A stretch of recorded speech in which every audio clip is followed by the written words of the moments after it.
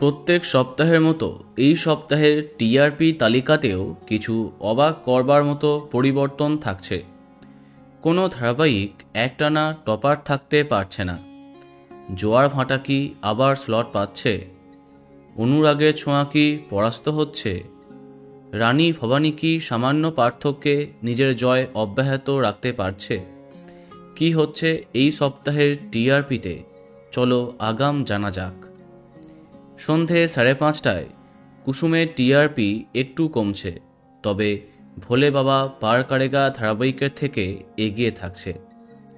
6টায় তুই আমার হিরো সহজেই পরাস্ত করছে কম্পাসকে।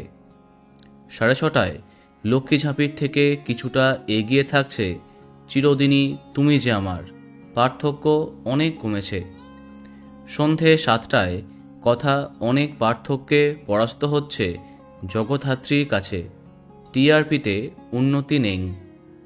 7:30টায় একেবারে হাড্ডাহাড্ডি টক্কর। একসাথে স্লট পেতে পারে ফুলকি এবং রাঙামতি।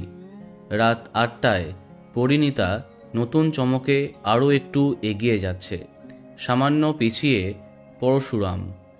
8:30টায় দাদামণি এবং রানী ভবানী একসাথে স্লট পেতে পারে, দুটোই সমান জমজমাট হচ্ছে। রাত 9টায় জোয়ার ভাটা আবার সামান্য ব্যবধানে চিরসখাকে পরাস্ত করছে। 9:30টায় আবার এককভাবে জিততে পারে অনুরাগের ছোঁয়া। কোণে দেখা আলো সামান্য পিছোতে পারে। অন্যদিকে জিতে যাচ্ছে গৃহপ্রবেশ এবং শুভ বিবাহ, পিছিয়ে থাকছে আনন্দী।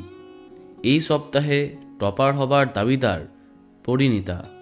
দেখা যাক কি হয়। তো বন্ধুরা, এখন তোমার কি মন্তব্য কমেন্টে জানাতে পারো। আর এই রকমই আরও অনেক ভিডিও পেতে সাবস্ক্রাইব কারেন্ট বস। ধন্যবাদ।